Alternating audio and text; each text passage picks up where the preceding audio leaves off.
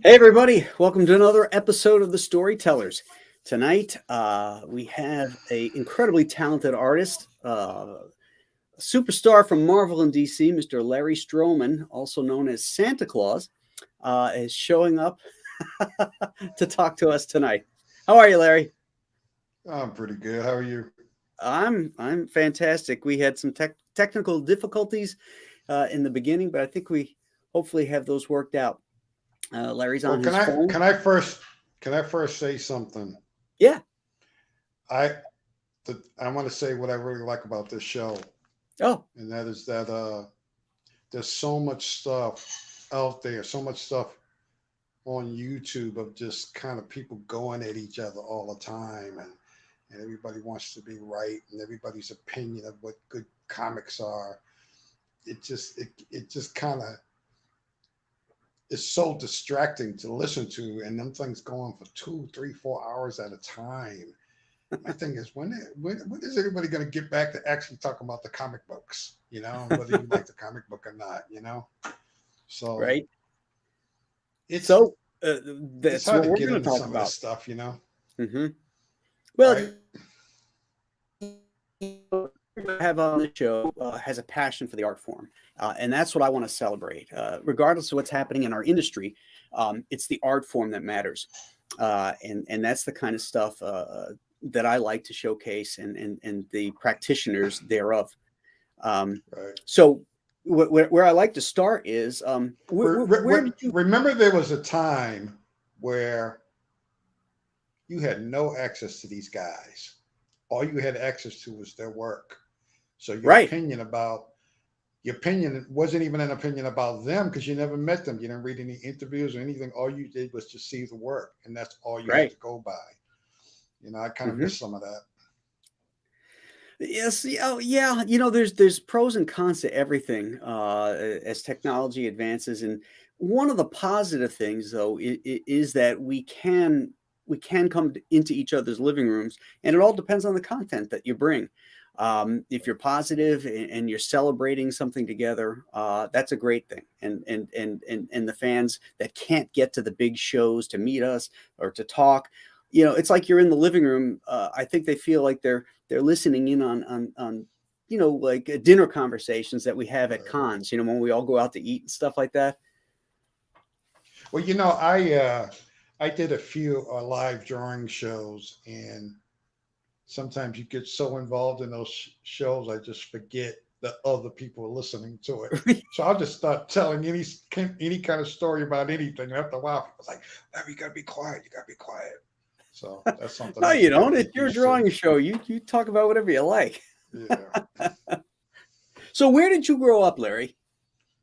Boston, Massachusetts, Oh, you're a originally. Boston guy. Okay. Yeah. For some reason, I thought you were a New York guy. No, I was in 7 different cities at different points, but now I'm back in the Boston area again. Oh, okay. Okay. Yeah. And how did you discover comics in the Boston area? Well, comics were always in our house because my brother was a big comic fan and my mother liked reading comics. Oh, So there yeah? was always a comic here or there. My brother would eventually, because he used to read his comics and he just throw them in the garbage. But he saw that I was fascinated by the art that was in it. So he would give them to me. Now, at the time when he first started giving me those books, I didn't know how to read. I was just like 5, 6 years old, and I just wasn't very good at reading. Hmm. And having dyslexia made it even worse. So, but I was always interested in the comics, and the Hmm. comics was the thing that made me want to read. So I'm in a room. I'm like, Mom, what does this word mean? Run back and try to figure it out and come. What does this word mean? And then she started saying to me, "You got to get a dictionary." So I had to get this dictionary, but I still didn't even really know how to use the dictionary until a certain point. So, but the comics became so distracting because I love the art in it so much that it made it really hard for me to deal with school. So I didn't do very well in school because that's all I did, sit around all day long, and all I thought about was when I get back home and get right back to the comics again. And I was one of those guys that in all of my textbooks, I do these drawings during class all around every single blank area that was in those books. Uh-huh. I was able to fit a drawing in it. And sometimes I wish somebody had kept some of that stuff. That would be cool to see that stuff now. Were you one of those guys, well, like me, that had detention all the time because they were drawing on their desks? No, I got in trouble, and in those days, the teacher could be physical with you. So I got Yeah. cracked on my knuckles quite a few times, and for whatever reason, I had a teacher who was bothered by the fact that I was drawing with my left hand. So she kept trying to discourage me from drawing with my left hand, but it just didn't seem right. So she would tape it up. Sometimes she'd crack it with the ruler or whatever. Yeah. As soon as she walked away, I went right back to drawing with my left hand again. It's like she just could not stop that part of it. Did you go to Catholic school? No, Oh, nope. okay, I because just went to that's a. I that's just went to something a. I hear about in Catholic school a Yeah, lot. I just went to a community school, which was right down the street from where I lived. Okay. I used to have to stay after class and wash desks because I was always Right, drawing like the Enterprise on it or right, Batman right. or Now I did all that. I just never sci-fi really got comics in I trouble was into. for it. Oh, well, you So were smarter than me. So what? Obviously, you were drawn to the illustrations. You know, the energy, the colors, and the stories that ignited your imagination. Were you do you mostly a ever remember the Dick and Jane books? yeah, Okay, so those are the first books that we learned how to actually read. And right, man, I hated those. I hated those so much because it was just so boring to me. yeah, Just seeing them just do regular everyday type stuff. The comic stuff was blowing up and big hmm. monsters and all that kind of stuff, and that was just great. That was great stuff. Were you a My Marvel guy brother, or a DC guy? well, I didn't have any choice with the Marvel thing because that's pretty much what was around, and that's how I eventually became really interested in the comics is by way of most of the Marvel stuff. Hmm. That's what my brother bought, and that's what my mother liked. And I always remember my brother had the big posters, the ones that you would have use that purple light, and it would Oh glow in the yeah, yeah, the dark. black light posters. And just certain images stuck in my head, like there was the one with Silver Surfer standing up holding a surfboard, and then there was the one with Doctor Doom who had sucked all the comic cosmic energy out of the surfer, and I think it was a Thor flying with Asgard in the background, Oh yeah, and I yeah. think there was a Captain America one or something. And every day I would go into my brother's room and just stand there and just stare at those pictures. They would just that was just amazing stuff. And I still get excited when I see those same pictures to this day. Well, isn't that the truth, though? I mean, unfortunately, a lot of modern stuff kind of turns me off for various reasons that I've covered on different shows. Not that there's not great artists out there. It's just that there's sometimes it's the production. There's too much oversaturation of color, over Right, right, rendering, that kind of stuff right, that turns right. me off. But if I ever need that creative juice boost again, like I'm like, oh god, I'm so sick of this crap. I'll go back to the stuff that ignited it in the beginning and look Right, at it because it still does right. the same thing for me. And I love the simplicity of the colors. And me and Kevin Greaves have talked about this many times where we love that smell of the newsprint paper. Oh yeah. You open up the book and you just instantly get excited when you get that smell. Hmm. Hmm. When I was a kid, my brother and I were reading Spider-Man, and there was a particular issue, number 136. It was the first time that Harry Osborn becomes the Green Goblin, and it had this Right. fantastic John Romita cover, and uh, we were waiting for this thing to come out, and all of a sudden we see the newspaper guy unloading it, and he's putting it in the racks at this little luncheonette in Long Island when I was a kid, and they were closed. And we're standing there, and we couldn't get in to see this. The comic is staring right at us. We've been waiting a whole month for this damn thing to come out, and we're staring at it. We can't get to it. We had to go back the next morning. Uh, but those kind of things, those memories of comics and how exciting they were to us, I Yeah, think is, pretty amazing that, after 50 some odd years, we're still holding on to it, you know? yeah. That's the Well, power of it. the what it eventually became to me is my fascination by the people who were drawing the books. So if I latched on to someone uh, and they were drawing a book that I liked and they left that book, I would just follow them to whatever the next book was that they were Mm, going to draw. mhm. So a lot of times when people say to me, "Oh, well, don't you remember reading this issue and that issue?" and I'm like, "I don't remember that." But then I realized I didn't remember it because I didn't read it because the person who was drawing it went on to something else. Gotcha, gotcha. So, who were you influenced by? I mean, who were those artists that you liked that you were willing to follow from book to book? It was no one in particular. It was just at any given point, it could be anywhere between 5 and 10 different artists. Mhm, And because I was always searching out other artists because I was so fascinated by different people's styles. mhm.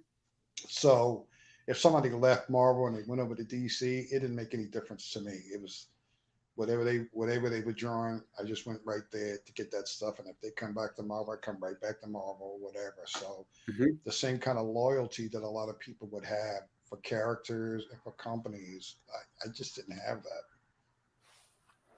And I still don't have that. you know.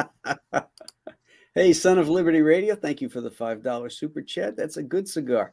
Larry's art is kinetic and so stylish. Crowdfund a launch of Tribe. Oh, what do you think about that, Larry? Yeah, I like to do that at some point. I got to get everything together and do some actual drawing of it. And Hmm. I definitely like to do that. You Excellent. look like you've done pretty good with the crowdfunding thing. So Yeah, yeah. I'll I'm not probably gonna I'll lie. probably give I'll probably give you a call when I decide to do it. Absolutely, I'm always open to talk about it. And it's you got to navigate it, and so Yeah, it's great to talk to people who have, so that you don't make the same. You'll make your own mistakes, just don't make my mistakes. right, right. I'm So you know I'm okay with mistakes as long as the end result is something that works. Making a whole bunch of mistakes for something that doesn't work, that can sometimes get you to the point where you don't even want to do it anymore. right, And it at one sucks the point I energy out. did, yeah, at one point I did walk away from comics for a few years because it was just too many negative things going on. The fun that I had with the stuff just kind of just faded into just like a lot of bad business deals. Hmm. Hmm. Yeah, well, I've talked about it on the show before, and others, that the publishing paradigm has changed. And when you and I got in, we got in because we loved comics, we loved these characters, and we loved the artwork. And all that's changed. The publishers, the sandbox we used to play in isn't there anymore. And I have no interest in these characters that I don't recognize. But what I do have interested in is the art form, and that is expressing the stories I want to tell.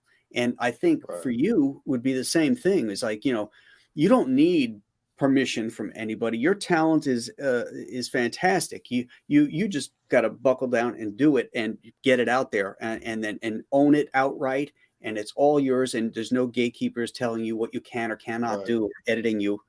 editing your ideas out. That's Yep, the excitement that's out there right now, is that shit, man, I could do a comic about this, that, or the other thing. Might sound stupid or crazy, but if I like it, somebody else is going to like it, most likely, right, right. I think it was Neil Adams who once said, if you get a writer and an artist and an inker and a letterer and a colorist together, and they all want to do some really good work, he says you can't help but have something good come out of that. Hmm. And I find, which is unfortunate, which was, like I said, one of the reasons why I had left at one point, is that if you're not enjoying what you're doing in this business, it doesn't really serve any purpose for you to do it. Hmm. Because then Next, you know, everybody's criticizing you. Oh man, that guy used to be able to draw really good. Now it's like, what happened to him? I You liked your know, old it's like, stuff better. yeah. I love I that one. I don't mind them liking the old stuff better. I just would be concerned if they tell me I can't draw anymore. That would be my biggest nightmare, you know? But that's the implication, Right, you know. right. Hey, Gabe, thanks for tuning in and thanks for the 4.99 super chat, sir. Larry, you are a Hey, legend. You inspired me with my X Factor and Tribe. I got to color you on Bloodshot cover 2 to 3 years ago. I love your work. sweet. Thanks a lot, man. Yeah, Gabe's a really great colorist. Yeah. You Um, know, when you have the opportunity to hop around and work at a number of different companies, a lot of times you don't get to do enough work that it would be something that you would remember, because you know we as professionals we just kind of go on to the next job, you know, right right. after we finish that one. So people, I've had times where I've been at shows and people would come up with books that I've done for independent companies and stuff like that. I say, Mr. Stroman, can you sign this? And I'm like, I didn't draw that. And then the guy leaves. Then another guy comes up with another book, and I'm like, I'm sorry, I didn't draw that. After a while, I'm like, why are these people bringing these books? Then I realized I did draw it. I just never saw it when I got credit. You know, because what happens is a lot of times when I get the packages come in, I'm like, oh, these are the copies from such and such a company. I just take and I stick it in a box somewhere. You know. But after you've been in the business as long as you have, it's easy to forget stuff that you did. Yeah, you Because just as you your said, mind. it's a The job. thing is, Yeah, your mindset is just going into the next thing. right. You just keep going. You know, Yeah, I 'cause- I I always thought it was funny when I would hear these stories about every once in a while in the process of Jack Kirby drawing, he would just go straight forward. So people would have to remind him, you know, you drew that picture or you drew that cover already. And he says, I did, yeah, earlier today you did it. He says, oh, okay. He just goes into the next thing. well, Jack was, he's in a class all by himself. The Yeah, amount of work that yeah. he used to just churn out, the ideas that would come out, just on any one single page. When he drew a guy with two left hands, like Reed Richards, that one book, you can forgive that because Right. he also drew Thor and the Iron Man and Captain America and all these other books at the same month. Well, see, my thing is with that kind of thing is that's when the editor comes in. That's when the inker comes in. That's when the bullpen comes in, Right, because it's they're the ones who are usually fixing up the stuff that was missed or right. overlooked. Like I remember one time, it was one of the first two stories that I ever drew. It was these two world's finest stories. So I get a call from the editor, and she would say, "Hey, you have to come in and make corrections." I'm like, okay. So I go on, I hop on the train. You know, take me an hour to get from my house to the company. So I get to the company, I go in there, and she hands me these pages, and she says, uh, uh, "You have to put the belt buckle on this one panel of Superman, and you have to put this extra line on the Wonder Woman symbol." I'm thinking, isn't that what the bullpen is for? I mean, that's like not even real drawing. That's just Yeah, corrections, you know. yeah. But they'll put you through this. So then you realize at one point Kirby had it where he pretty much had it in his contracts that editors were to leave him alone. That's why you see these things that says edited by Jack Kirby. He's editing his own books.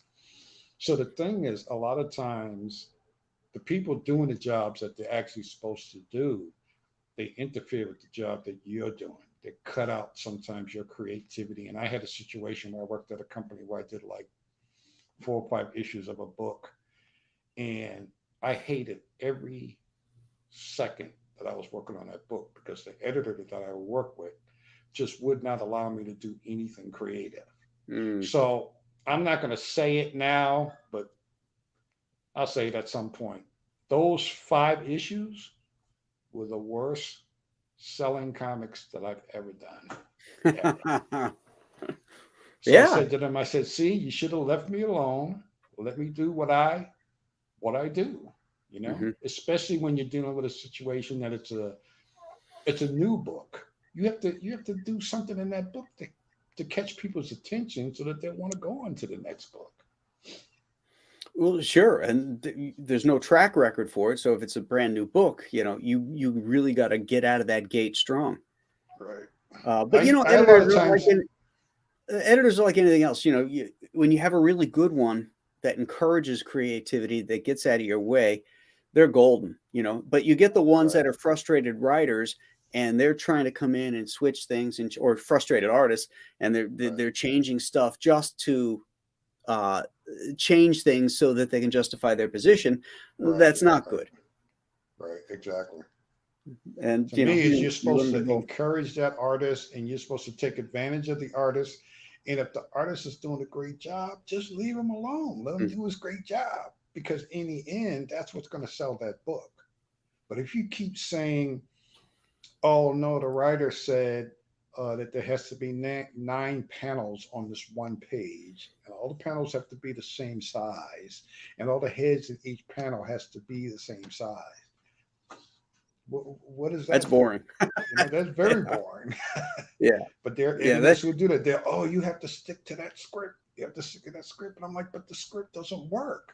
The guy who wrote it is not an artist. He doesn't know. He doesn't know what to do. So, in pretty much all of the cases where I've done books that people really like, or people to this day still like, those are the points in which people left me alone and let me mhm. draw whatever I wanted to draw.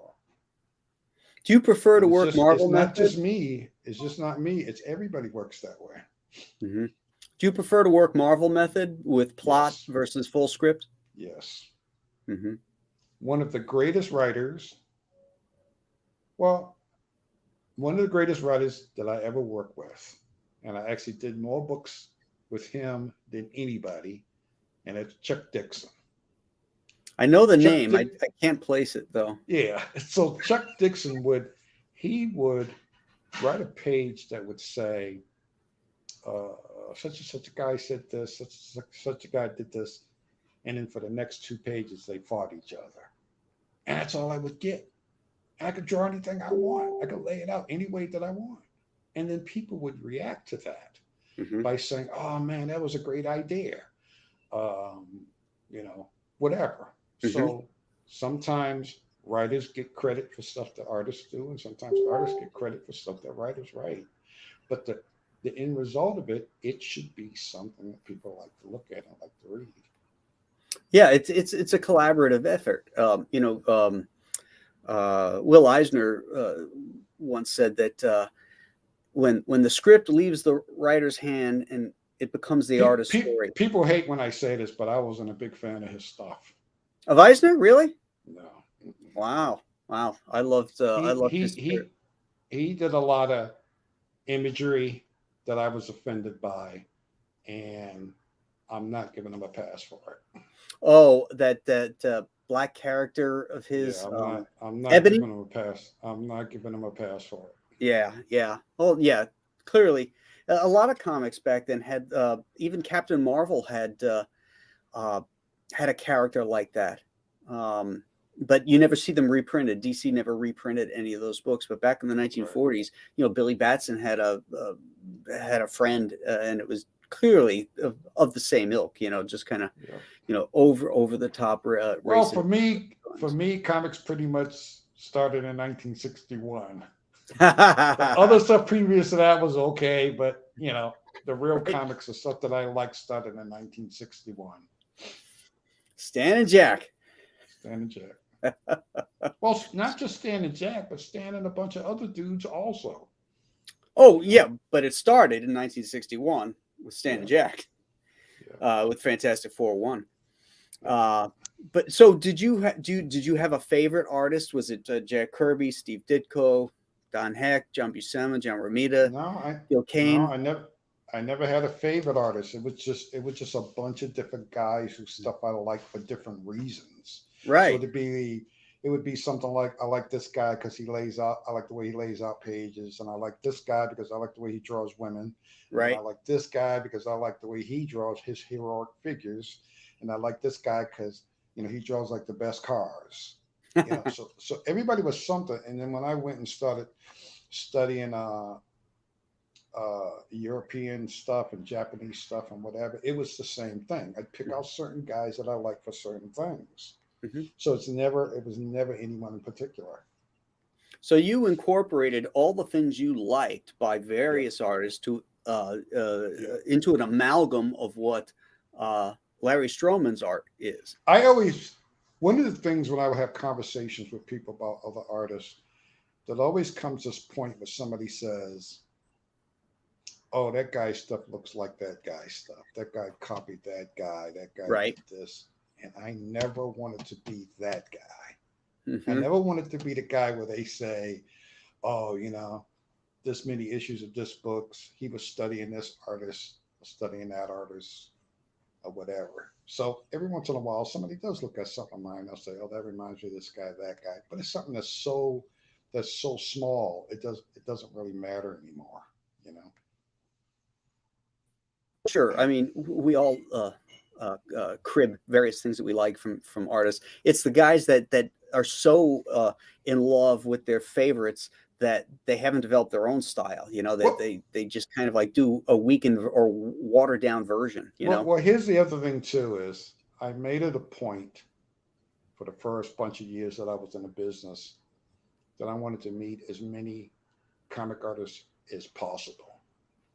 And I hung around a lot up at Marvel, hung around up at DC, and that's where you usually ran into a lot of these guys. But every once in a while, you'd run into guys at the local comic store because usually once they went up and turned in their pages, they would go out to lunch, go get something to drink, or go hang out at the comic store. So I ran into a lot of these guys, and I spent a long time, and I ended up not liking a lot of these guys. I mean, personality wise, they were just jerky dudes. And but I still admired their stuff, and to this day, I still admire their stuff. I just got to a point where if it was the guys that I really didn't like, I just never talked to anybody about it. Even when I'm in groups of talking about artists, I don't mention certain guys' stuff, even if I do like this stuff, because of the type of human beings that they were. Right. Right.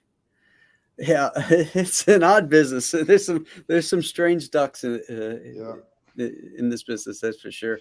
Kevin, I had this conversation with a number of conversations with Kevin, and Kevin, uh, when he came into the business, he was under the impression because people did all this cool, fun stuff that they were just these great people. I'm like, Kevin, you're gonna get disappointed at some point when you actually meet these guys. So fast forward a year or two later, and he was like, man, I couldn't stand such and such a guy, and I couldn't stand such and such a guy. And I'm like, that's just how it is. I think the weirder guys are those guys that didn't have lives outside of comics. Like they didn't play sports or they didn't have other interests outside of comics, and they don't really have good social skills. Right. Um, uh, and it's clear. I remember going up when I first started meeting editors and how awkward some of these editors were when I was meeting them for the first time. And I was Right. nervous enough. I'm putting myself out there, showing my artwork and all that kind of stuff. And some of these editors were a little weird and didn't have these good social skills, couldn't explain things, Mhm. so they were insulting maybe when they didn't mean to be. Um, and I honestly think that just goes back to their how they grew up, that they, Now, you know, now I did this little short story in I think it was a book called Wild Cards or something like that, based on these paperback books that Marvel did for a short period of time. So Greg Wright was the editor on that stuff. So Greg is trying to explain to me about the certain characters and all that kind of stuff, and I'm trying to put together in my head what he's talking about. So as he's saying different things, I was like, okay, okay, and then as I was about to walk out the office, I turned around. I said, Greg, I said, are you a big fan of the black exploitation films from the 1970s? And he says, man, I love those movies. I'm like, now I get it. Now I get what he was talking about. He just didn't explain it in a way that I knew of those movies because I grew up watching those movies and I I probably love saw it those movies. in a different way than how he saw it. You Yeah, know? yeah. Yeah. I just Those are watched Truck Turner, my Chuck favorite Turner. of them all. Yeah. Yeah. With Isaac Hayes, and that soundtrack is actually my ringtone on my phone. Yeah. A lot of that Main- stuff, is great stuff. Like I just saw, I haven't seen it since I was young. Gordon's War and um, Joshua, the Western with what's his name? Can't remember his name, but I never saw that one. Joshua. It's on YouTube. Okay. It's a why can't I remember his name? The Hammer. They called him the Hammer. Fred Williamson. Uh, Fred Williamson. It's a Fred Williamson movie. Yeah, yeah, yeah, Yeah, yeah. yeah, yeah. I love that stuff. You know. Yeah. Now It's I just see. Now recently the TCM had a bunch of them on recently, and they had right. Across 110th Street. That's a Exactly. I good just one saw with that. I Yaphet just saw Kotto. that recently. Yeah, I just saw that Yeah, recently again. yeah. You Anthony know, Quinn. That's a good one. Anthony Quinn. Yeah, Yaphet Kotto. That was great stuff. Yeah. Yeah, and I grew up when I was young. Me and a friend of mine used to go downtown Boston, and we would try to get in see as many movies as we possibly could. And our favorites was always the theaters that had like three films. It would usually be something that just came out recently. Then it's a couple of like martial arts movies or something like that. And so we got to see a lot of those movies. Now, I uh, I had a beard when I was 14 years old, so we could get into the rated R movies because I'd go up and I'd buy two tickets, right? And then Right. I'd go up and hand my friend a ticket, and as he came around, he'd cover his face and coming in, and that's how we ended up seeing all those movies like the Mac and Dolom all the Dolomite movies Dolomite. Yeah. and all that kind of stuff. And man, that was just it was action. It was just action stuff that you normally wouldn't even see on television or anything like that. So Have you um, seen the Blackula films with William Marshall? yeah, yeah, Oh my Blackula and God, he's so great. Blackenstein. Yeah, That's yeah, horrible. he is. That Well, that he was was horrible. a classically trained actor. So you Shakespearean. know, I mean, that voice of yeah, his, and he brings yeah, so much gravitas to that role. yeah, Uh, I watch that every Halloween. The two Blackula films because they're right. really really really good. Uh, yeah. So, so being exposed to so many different things from stuff I saw on television, those movies we snuck into, um, um, and all of my exposure to comic stuff and hanging out at the library. I was at the library almost all the time. I would spend Hmm. like almost entire days doing nothing but just flipping through magazines at the library. And that's how I discovered a lot of the artists who I ended up liking later on, illustrators and comic artists and all that kind of stuff. Hmm. And but the movie thing was really interesting because I would get inspired. The movie thing probably inspired me more to draw than actual art. The art Mm. itself, the art I like, I look at it and I will say, yeah, I'd like to do something like that, dude.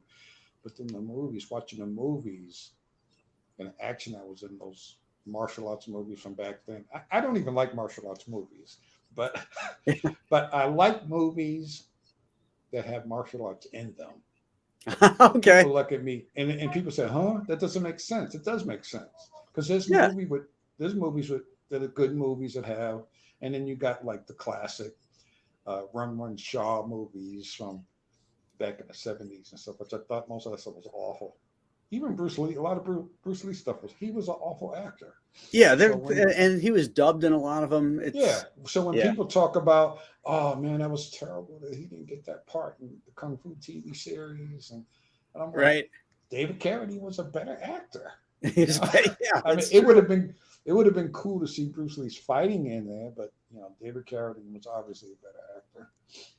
Yeah, I always loved the Chuck Norris films, Right, especially when he right, was blonde in those early 60s or early 80s movies and late 70s movies. right. My buddies and I used to go to the theater and we'd watch that one. We'd be out in the parking lot doing the leg kicks and all that Yeah, kind of stuff, yeah. you know. Oh, that to this day, hands down, that fight scene with him and Bruce Lee is the greatest fight scene I've ever seen in a movie. Yeah.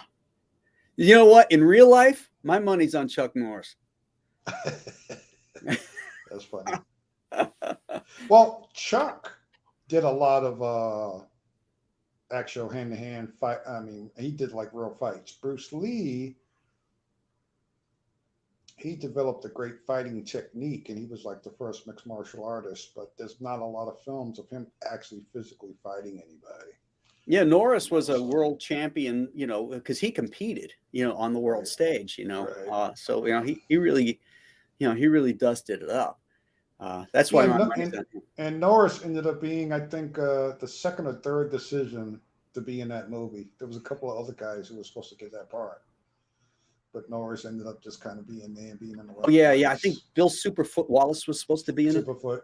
Yeah, yeah, Yeah, yeah. Remember him? yeah, yeah. Wow, we're getting off track here. Talking about kung Yeah. fu movies. No, no, but actually, it's not off track because what I was talking about is the stuff that inspired me, Right, that's that true. That's true. inspired. So it's all part of the same thing: the movie Hmm. stuff, the animation stuff, meeting real artists, Hmm. studying, practicing. It's all part of the same thing that makes you the artist that you are. And That's you true. really can't separate any of it because it all mixes up. Just like the, you know, the negative things that happen to you in your life are just as important as Yeah, the good I stuff, talk about because the that's what defines you for who you are. right, and the artist, whether they're a professional artist or not. If you're an artist or an artistic person, you have what I call a visual library, and that is you look at things very differently. Like, uh, you know, you'll look at a woman buttoning a shirt, and you'll realize the buttons are on the other side of a man's shirt. Um, Right, you right, know, right. it's those little details in life that you look at. You know, somebody opening up a beer can, the nuance of the hands, you know, or holding a teacup. You know, you look at those things, and you know, you put that into that visual library into your head, so that I when you took have to a draw that, you know, it's there. I took a photography class for a little while when I was in high school. So we'd go out and we'd take pictures of the city and all that kind of stuff. So I took this one picture of a shot down the street. So when I developed it, uh, it was kind of curved at the end. And I'm like, you know, I didn't have any wide angle lens or anything. Why does it curve at the end? And then I realized streets curve. And the reason why they curve is so that the rainwater can go into the gutter. Hmm. But I didn't know that. So when I see artists, even to this day, when they draw pictures of streets, it's always like that perfect perspective thing. I'm like, dude, I'm telling you, that's not what a street looks like. So people get kind of they get kind of into particular strict ways of doing things, and Hmm. they can't break from it. And I think that's also one of the reasons of studying as many people as you possibly can in their styles and stuff, because there are Hmm. people who break the rules, but they break it in such a way that that's what makes it interesting. And some people just, you can look at their stuff and you, like you said, you can tell exactly where it came from. It's like I can Hmm. tell you exactly what artist you're using, and that's what they want to try. That's what they should be trying to avoid. Yeah. And That's how you photo end up. reference too is a rabbit hole. There's Well, too many most guys that yeah, use photo reference to, but where it becomes a crutch, where you're not pushing exactly, the drawing anymore. It's like exactly. you read. the How to Draw Comics the Marvel Way, but you read the panels that John Buscema told you not to do. You Right. know, Exactly. those punching panels that were Well, like this instead of, here's what the here's one of the main problems with that book. That book was so beautiful that everything looked right. So, like you said, if you're using a part that he says don't use, it still looks good. yeah, but the one he showed you But looked better. exactly, but because you don't do the other stuff, that's why your stuff ends up looking very stiff. Like I was trying to tell an artist once, because he likes all that extreme, like anime um, type stuff. So he was always exaggerating everything Hmm. in his drawings. I said, you know what? You should every once in a while just draw a panel that's boring. And he says, why? I said, because it makes all the other stuff stick out. But Hmm. people don't understand that. They just, like I said, they latch on to one or two guys, and they don't understand what they can actually get if they studied all those other guys, and not Yep. just current guys. Because unfortunately, with a lot of artists, comics began the day that Image was formed. Comics existed far before Image was formed, and Oh, there's yeah. been millions of comics that was done previous to that. You can't just Hmm. start there. You got to go back because that's what those guys did. They went backwards. You got to go backwards and study those other people. Oh, absolutely, absolutely. You can see what begat. When you go all the way back to the strip guys, where the real money was. Right, 40s guys millions, they made so much money, and the guys working in comic books felt like they were slumming back then, and they always right, wanted to get a syndicated deal. um, right. but there was so many amazing artists that worked in that venue, Yeah, to study them is just a joy, and there's always new yeah, guys I'm finding out. I'm like, wow, this guy's freaking amazing, yeah, yeah. nobody ever heard of him. And nowadays, the young guys who are really, really good, that's what they did. They went Hmm. back and they studied those other people, and that's why this stuff is as good as it is. What was your first professional work? I'm not really sure because what happened was when I got into comics, I was accepted by three companies simultaneously. So I was working for three different companies at the same time, but I'm not sure. I think the first thing that was actually published was these like short backup stories that I did in American Flag, and it was Oh, inked by this. It was inked by this guy who did porn comics named Don Lomax, and it didn't look anything like what I drew. So I never told anybody that I did that. The first books that actually came out that I could actually tell people that I did was these two World's Finest books that I did. So and of course what they year know was they're that? good because it had to have been about 84, 85, something like that. Okay, okay. And Yeah, that's right around the same time I came in. right. And man, I fumbled so many different jobs back then. I mean, I was surprised that I was even able to stay in the comic industry. But basically my savior in the comic industry was Carl Potts. So I started doing some work with him. The first thing I did was a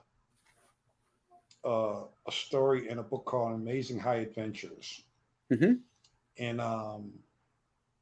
That at was the a magazine time, format, wasn't it?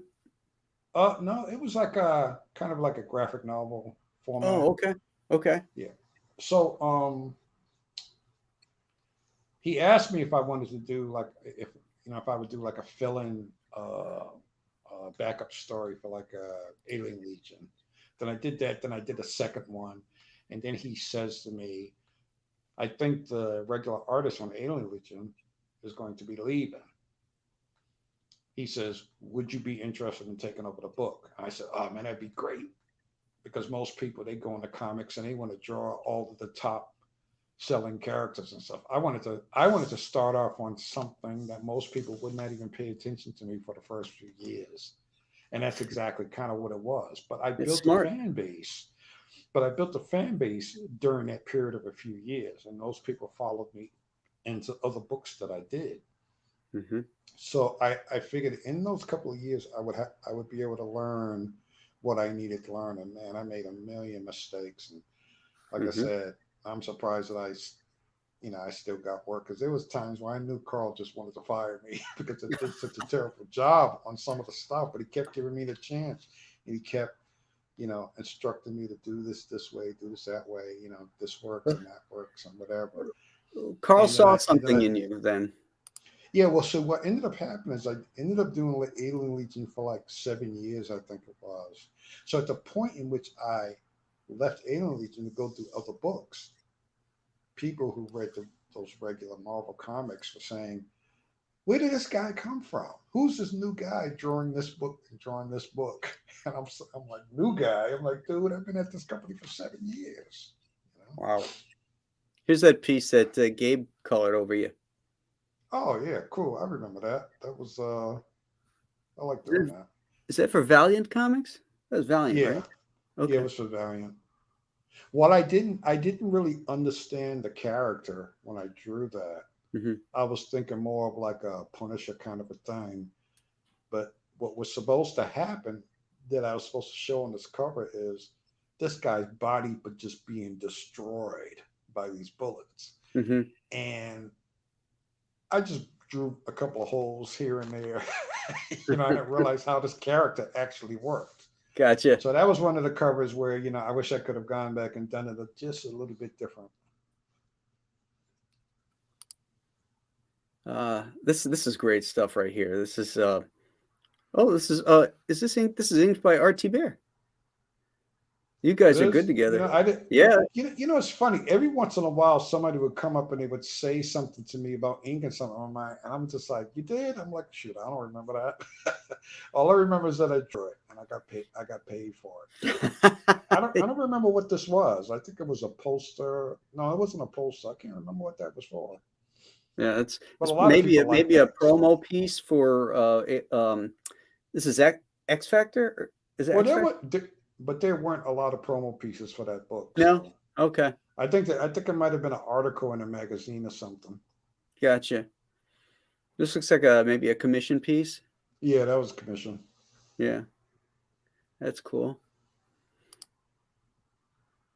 I like this page a lot. I'm gonna blow it up here because of your black placements on here. Right. Uh, right here, this foreground. I gotta bring this back down because it's a little.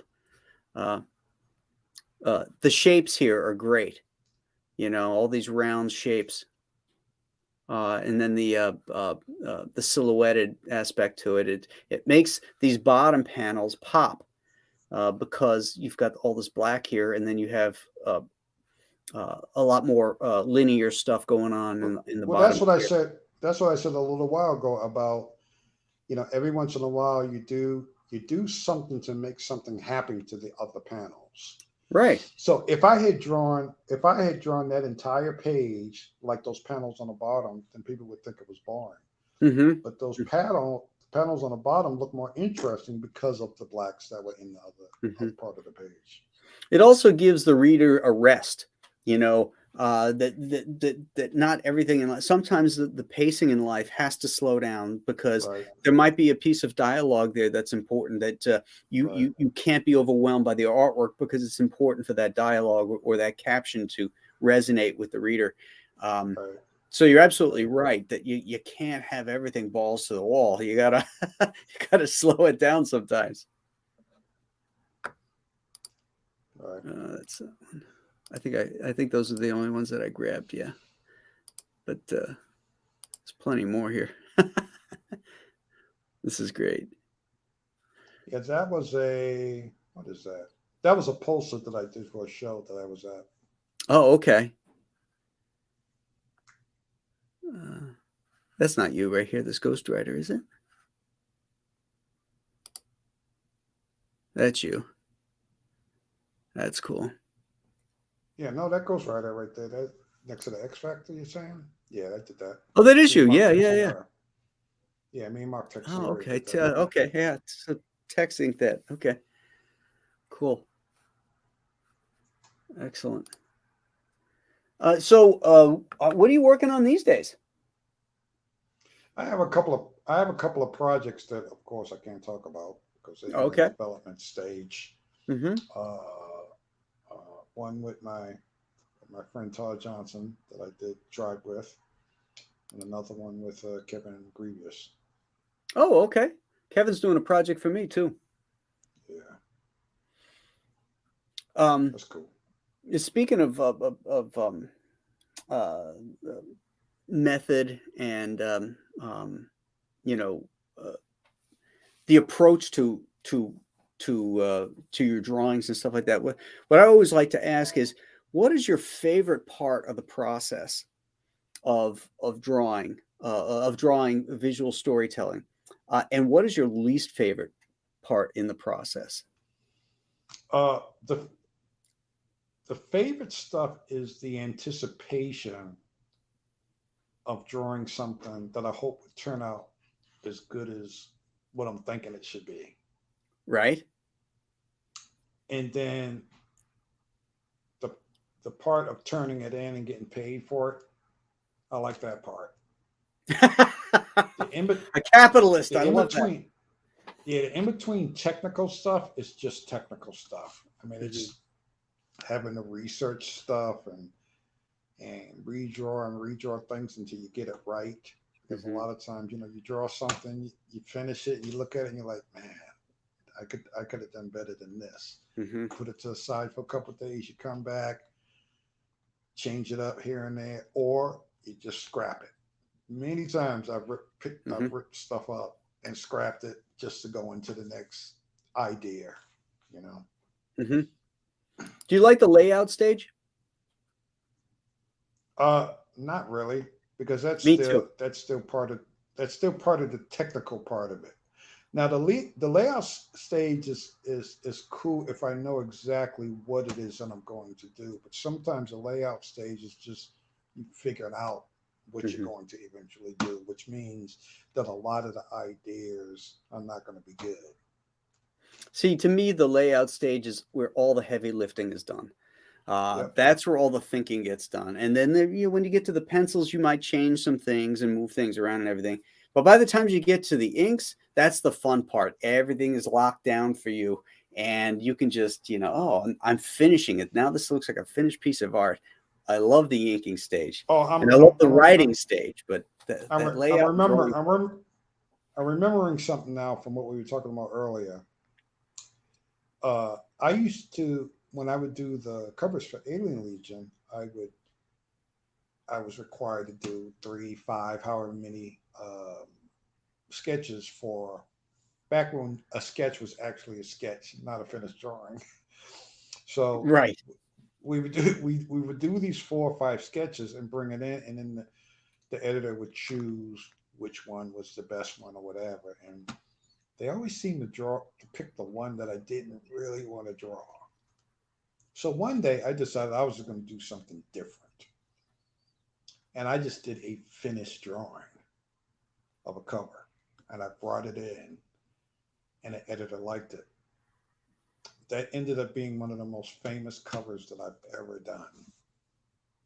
What was But it? even this, it was an Alien Legion cover. It was a picture of Doug. Hold on a second. You remember the issue number? No, I don't remember. I don't remember. Hold on. I was going to look it up here. It was kind of like a orange reddish, and he's just crouched down, holding a knife that has a glisten, I has got it. this that's glistening, and it ended up to this day being one of the most famous covers I've ever done. And I've had many people that got commissions of me recreating that same cover over and over again. Is that it? Yep. How's that for fast fingers? Yep.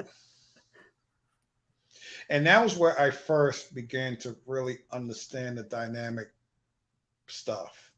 Before I was kind of fumbling around, but that was the first time in which I said, "Okay, I'm beginning to understand this now." Hmm.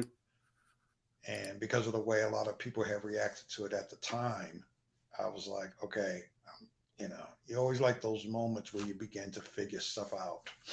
Mm-hmm. And it comes together for you. Yeah. JDC, thank you for the 4.99 super chat. Larry, loved your Alien Legion work with Chuck Dixon. Graham, another great show. Well, thank you, JDC. Thanks. Thanks, man. Much appreciated. Let me see if I had any other questions I wanted to ask you. Anything that you want to mention or talk about before we Uh, wind it eh, up? and nothing I can think of off the top of my head. I remember as soon as we get off. Do you have a website or are you on No, any I'm just social on media? Facebook. You know, there's I set up a bunch of pages on all the various social media things, and then I think Facebook was like the only one that I ever stuck with. All the rest of them, I did a little bit, and then just never really went back to it. Okay. I'm, Well, I'm going to do me you guys can find Larry on Facebook. Hit him up for a friend request and follow I'm his gonna work do there. I'm gonna do a YouTube channel at some point complaining about stuff like those other guys. They seem to be doing pretty well. Well, it's a great place to get your face out there. That's for sure. Yeah.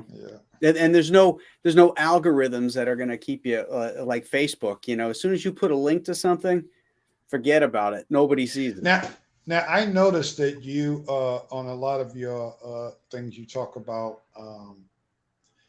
old monster movies, old science fiction movies, and stuff like that. Now, this is something Hmm. I didn't get to tell you. You got time? Do we have time? Yeah, yeah, we got plenty of time. Okay. Yeah, go So ahead. what happened was I went to this store one day, and it was called Store 24. Store 24 was like 7-Eleven before 7-Eleven. Okay. So I go in there and I'm standing in line. Then as I'm coming up to buy whatever it is I was buying, there was a comic rack there. So it was the first time that I ever bought a comic book. I think I was 12 or something like that. And it was some Fantastic Four thing. And I was amazed at how good looking it was and how dynamic it was. So each month, I would go back to the same store and I would get whatever new book that came out. And these are just reprints of Fantastic Four. So one day, as I was about to buy this Fantastic Four comic, I looked down and down on the bottom of under the counter, they had newspapers and stuff. So one of them caught my attention because they had a picture of a monster on the cover, and it was the Monster Times. I've seen Ah, it. I've seen that you talked about Monster Times a number of times. Okay, yeah. so I buy this newspaper, Monster Times. I remember I brought it home, and I went to read the comics first before I took a look at that. Because I handed it to my mother, and she's looking at this, and she was in her room looking at it. So she calls me. She says, "Hey, Larry." I said, "Yeah." She says, "Would you be interested in going to a comic book show?" And I was like, "What is that?" She says, "This is a place where people get together and they look at comics and talk about comics and whatever." And I was like, "I guess so." So I went down, and I remember that day that I walked to my first comic show. Man, it was just like walking into a gold mine. It looked like millions of comics. Of course, it wasn't millions of comics, but it looked like it was millions of comics. And that Where was my where was first. it? Was it in Boston? It was in Boston, and Uh-huh. In what just year? down. That had to have been. Let me see. About 75, 75, 76, something like that. Okay. Because I didn't really heavily get into shows until about between 77 and 78. That's when I was going to my first science fiction conventions, Star Trek conventions, Hmm. and all that kind of stuff. And even when I went to those, I still just bought regular comic books because there was always somebody there selling comics. Right.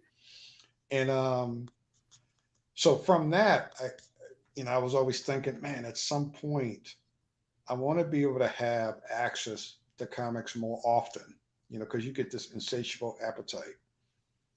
So then one day I was down around Harvard University, and it was a store there, There's a comic store there called the Million Year Picnic, and it's still in Harvard. It's still in the same area. They moved it to another building, but it's still in the same area.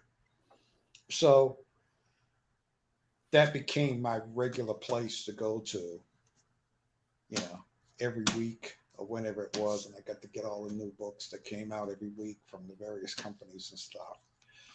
And of course, back then books were like 25 cents. So Yeah, for $2, you can get like 8 comic books, you know, and exactly. it was great. And then when I would find the places like, I don't know why smoke shops always had comic books, but smoke shops always had like a stack of comics that had the top third of the cover ripped off, and they were selling for like 10 cents a piece or whatever. So you know, you buy like $20 worth of ripped up comic books, and the condition didn't really matter to me. It was just trying to satisfy that appetite to just want to read more and more of those things. You know why those covers were ripped off like that? No, I know why. I didn't Oh, find out till years later, okay. but yeah, I found out the reason why, and Yeah. I'm glad that existed. You know. For those of you that don't know in the audience, there it was in newspaper distribution. Comic books were returnable, and if the dealer wanted the money back, they had to tear off yeah, the top cover and send that in to get the money back. Yeah. So yeah, it's a long gone See, tradition. I was never a collector.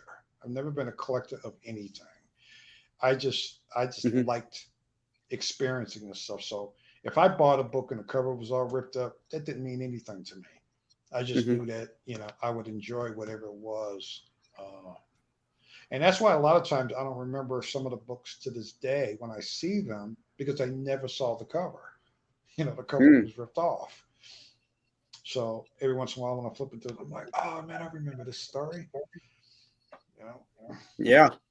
all those creepy and eerie science fiction monster stuff. That was just great stuff. And speaking of that, Monster Monday, gang, we will be talking about um, creepy and eerie and all those Warren magazines from the 1960s and how they Yeah, that was circumvented the Comics Code Authority. So that's Monday's show at 8 a.m. Um, man, I love that stuff. who was the first? Who was the first professional artist you ever met? Frank Thorne. No kidding. Wow, you started at the Yeah. top. Frank But is listen, was amazing. the same show that I met Frank Thorne was the same show that I met Winnie Penny, because she was playing for Red Sonja in a little show Oh, that they oh that, yeah, that her and Frank Thorne would do. Frank Thorne was like the wizard, and she was Red yeah. Sonja. And then John Buscema was at the same show, Oh wow, but I was more impressed by, you know, talking with Wendy Frank Pini. Thorne than I was and Winnie Penny than I was with Yeah, yeah, that was pretty nice. yeah. Those pictures are on the internet, folks. Yep, yep. Man, Frank Thorne, that dude was amazing at drawing women. Man, that guy was amazing. It's funny because he and Kubert developed very similar approaches to drawing and styles, and yet they weren't copying each other. They just arrived at the same decisions Yep, organically. yep, And yep, Thorne could draw. He could draw war comics, westerns, yep, yep, sword and sorcery. Fantasy stuff. He was just amazing. yep. Yeah, And I a still really love to and a look at his really work. really nice dude. He was a really nice dude, you know. Was he? So, yeah. First pro I ever met was C.C. Beck, All right, right, the creator of Captain Marvel. right, right, And I had an old issue of Captain Marvel that he signed for me. I still have it. right. Threw a little lightning bolt. Well, at different points, like I said, I always made it a point to try to hang with these guys as much as I possibly can. So to this day, I don't. There's probably maybe two guys that was really into at the time that I haven't met, but I pretty much kind of met everybody. Oh, And cool. One of my favorites would be when I would go up to Marvel sometimes, I would run into Al Williamson, Hmm. and because he was inking a bunch of stuff for Marvel at the time. So I was always surprised that a dude had been around as long as him. He was just nice and pleasant all the time, and he'd want to hang out with you. So me and him go get something to eat, or we go down to whatever the local comic stores and buy a bunch of stuff together. And then one day he surprised me because he had called me and he said that his son was a fan of Alien Legion. So he wanted to know if I wanted to trade some art with him. Oh, So wow. I'm thinking I'm gonna get like some pages with some pencil drawings or a few ink things here and there, which I would have been perfectly okay with. So I send him these 3 or 4 Alien Legion pages, and then I get this package in the mail like a week later, and I open it up, and it was 2 of the Secret Agent Corrigan comic strips. Oh, wow. So I'm looking at it, I'm like, nah, this dude made a mistake. So I call him up. I'm like, I'm like, Al, I think you made a mistake. You sent me the wrong thing. I said, you sent me comic strips. He was like, no, no, that's what I was giving to you. I was like completely shocked. I was completely. I don't even care about no Secret Agent Origin. I just like the fact that it was art by him. Yeah, You know. and So written by Archie Goodwin. exactly. Yeah, nice. Do you So I still hung have them? out. No, I don't have those anymore. So there was a lot of times when I hung out with guys and they'd give me stuff and or hook me into other artists. That was the other thing I was always looking forward to. Also, is just the information that they could give me about somebody else. Hmm, interesting. Fun too. Yeah. It's fun when you get to trade artwork with guys whose work you admire and like. I Yeah. can't believe you got rid of those things. So, I don't know. I don't know what happened. I don't know what happened to it. I didn't get rid of it. oh, oh, okay. Maybe I don't know lost what in a move or happened to something. it. Yeah, somewhere in the move or whatever. But it was like the same thing. I was at a one of those San Diego Comic Con things way back in the day, and I walked up to a Mobius. So I'm standing there, me and him are just having a conversation about art and stuff. And I said, "Hey," I said, "it was nice meeting you." So I turn to walk away, and he says, "Larry, hold on a second." So he waits for me to come back, and I come back. And he reaches inside his portfolio case, and he pulls out these couple of it was storyboards for the first Alien movie. And he just says, "Here, this is for you." Wow. And it was another one of those. I was like, "Wow, people just giving you stuff, if you're nice to them." Wow. That's amazing. Do you still So have those? no, I don't have those either. I think that went the same place that the Al Williams stuff went. Dude, you're breaking my heart here. Tell me a story I about know. something that you were given that you still have. Let me see. What do I have? What was I giving? Nothing. Well, Nothing. you did say you weren't a collector. I'm not a collector. Yeah, that's Well, so. actually, what I've done with a lot of stuff, including a lot of my own art, is I just give it to people that I know who are collectors. Mhm. So I have friends who have held on to stuff to mine for 20, 30 years. And whenever I go to visit them, they'll say, "Oh, you want them pages?" I'm like, "No, I want you to hold on to them pages because I'm not that guy that collects stuff." You Right, know? right. Maybe that'll change at some point, but just for now, I'm just not that guy. I don't hang up anything. People come in my house and say, "Oh, you're an artist. How come you don't have any pictures hung up?" I've never had any pictures hung up. I don't have anybody else's pictures hung up either. I don't have collections of books or anything like that. Most of my stuff is digital copies of comics Hmm. and art magazines and all that kind of stuff. Do you work digitally or are No, you still traditional? I'm still traditional. Okay. That was a question somebody had asked in the chat here, so No, I'm I glad you I covered just that. I haven't had the patience so far of learning how to do anything digital.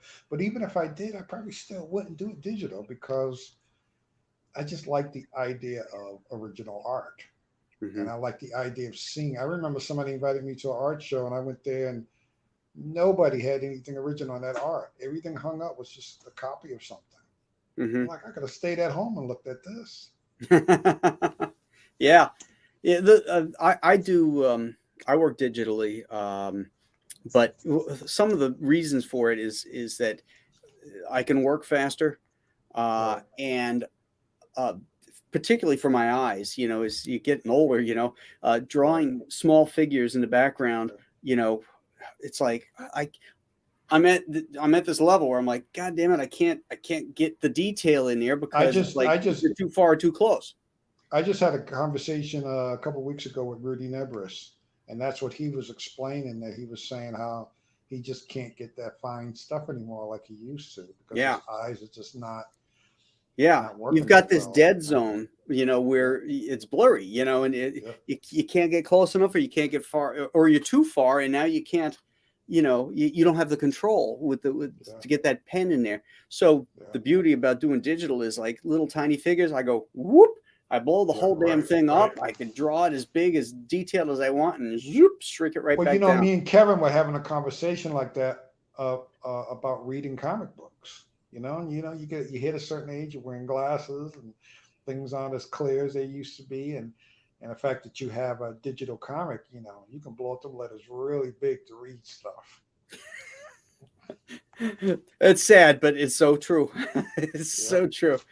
You should just keep an old comic next to you, and as you're reading that one on your tablet, just smell it a Smell it. little bit Yeah. here. Smell Yeah, the newsprint. yeah. Yeah. Fan. No, you set it up in front of a fan and have it Yeah. blowing the smell of the newsprint on you while you're reading. Yeah. Yeah.